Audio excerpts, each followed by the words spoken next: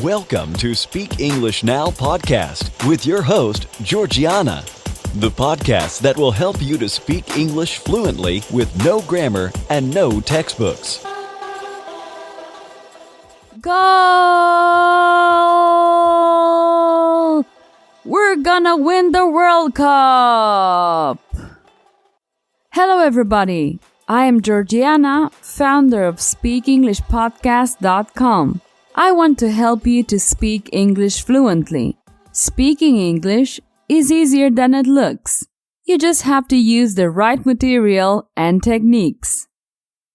Today, in this episode, I'm gonna talk about the World Cup. Every 4 years, it's held in a different country and is an exciting conversation topic.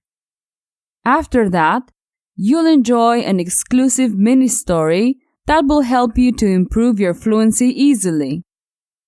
Remember that you can get the text of this episode at speakenglishpodcast.com. Do you like soccer? I don't actually like it very much because I find it dull. Besides, I never understood the rules. When I watch a soccer match, I see a lot of men with attractive legs running for about 90 minutes. Another problem I also see is that there are too many matches and too many competitors.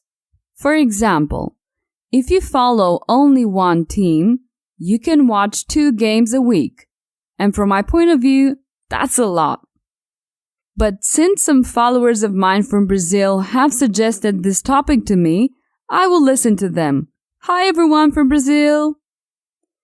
On the other hand, my brother is crazy about football. However, he can also get very disappointed if his favorite team doesn't win. What I think is that soccer brings out the best and the worst in people sometimes. It all depends on which team wins, of course. Well, every 4 years there's a World Cup. The participating teams are a selection of the best players from several teams in each country. There are 2 main phases. First, the qualifying process involving more than 200 teams, and the final round involving the best 32 teams. This year's World Cup is being held in Russia, so let the best team win.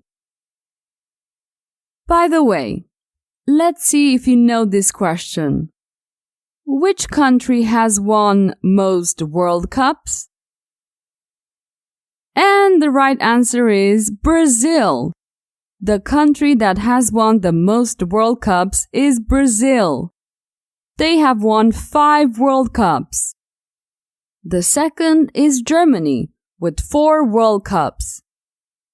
The third, tied with Germany, is Italy. Then Argentina and Uruguay with 2, and Spain, France, and England with only 1. As you have seen, Brazil is the country with the most World Cup titles.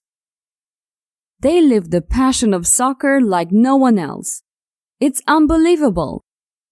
If the Brazilian national team players return home with a cup, they are treated almost like gods. There are many parties and celebrations. On the other hand, if they don't win, well, they better not go out in public for a while. Just in case. Or at least that's what I've been told.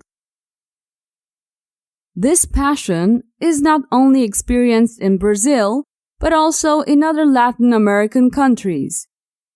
In countries like Argentina, Bolivia, Mexico, soccer is also experienced with great enthusiasm. Okay, well, now you know a little more about soccer and the World Cup. It's funny, because in American English it's called soccer, and in British English it's called football. If you have the opportunity to practice English with a native speaker, you'll need to know the difference between soccer and American football. So, what's the difference between soccer and American football? Well, soccer and American football are two entirely different games. Football is played with a round ball and can be kicked and headed. American football, however, is more like a rugby-type game in which the oblong-shaped ball is thrown and passed as well as kicked. Alright now, if it's okay with you, let's practice fluency with a mini-story related to the Soccer World Cups. Here's how it works. I give you information about something. I ask questions about this information. After each question, there's a silence for about 5 or 6 seconds. Try to answer the question. Short answers are fine. After the silence, I'll give you an answer so you can compare. Of course, you can pause and look at the text if you want to. Remember that a short, quick answer is better than a slow, hesitant one. The protagonist of the mini-story is Maradona, a famous Argentinian player of the 80s. Let's get started. The renowned player Maradona played in 1986 World Cup. What year did Maradona play?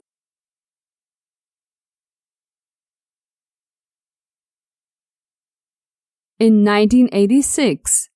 Maradona played in 1986. Was Maradona renowned?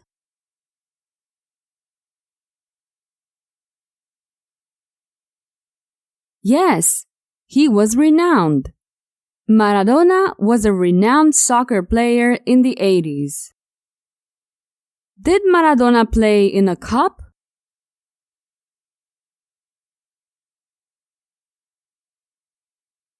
No, Maradona didn't play in a cup. He played in the Soccer World Cup in 1986. In the 1986 soccer match, Maradona scored a goal with his hand. Did Maradona score a goal in a 1986 soccer game?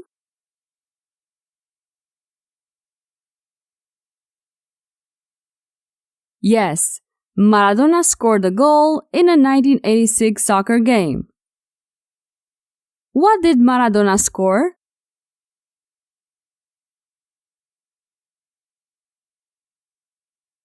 A goal. Maradona scored a goal with his hand. How did Maradona score a goal? With a cup?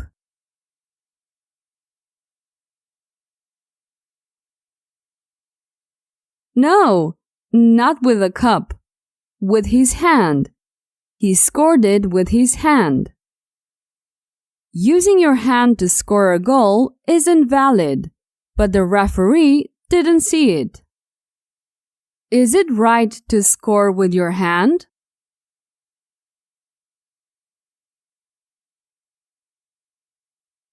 No, it's not right. In other words, it's not valid to score with your hand. What's not right?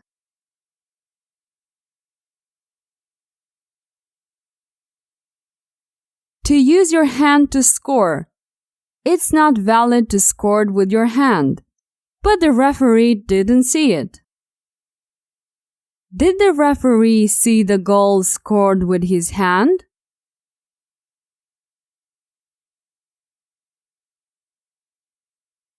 No, the referee didn't see Maradona score the goal with his hand.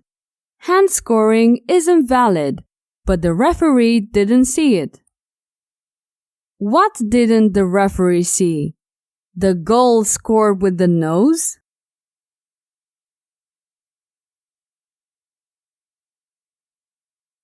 No, not with the nose. The referee didn't see the goal scored with his hand. Argentina won the World Cup, and that goal was called the Hand of God. Did Argentina win anything?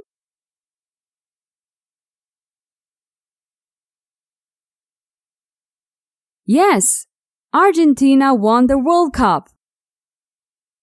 Was the goal called the ear of God?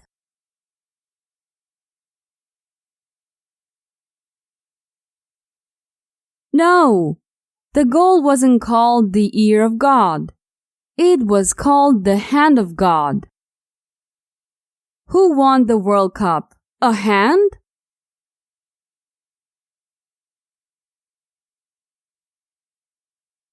No, not a hand.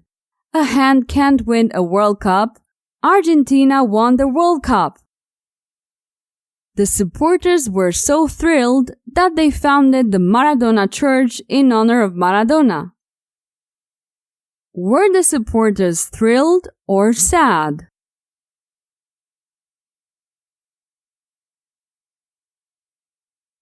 Thrilled. The supporters were thrilled. They had no reason to be sad. Did the supporters found a church?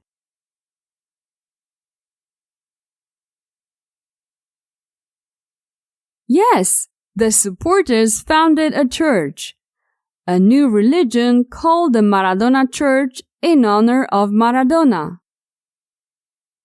In honor of whom did they found the church? In honor of Georgiana?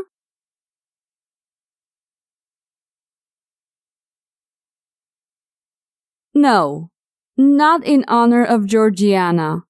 The supporters didn't found the Georgiana Church. What a pity.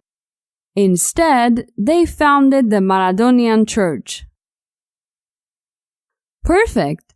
This is the end of this short mini story. I recommend you to listen to it several times. I always like to make up stories that are funny or absurd, because it makes them more entertaining and helps you remember better. However, today I haven't invented anything. The hand of God and the Maradonian Church are real facts. If you don't believe me, you can search on the internet. And speaking of the internet, I'd like to recommend you the most successful courses among my students.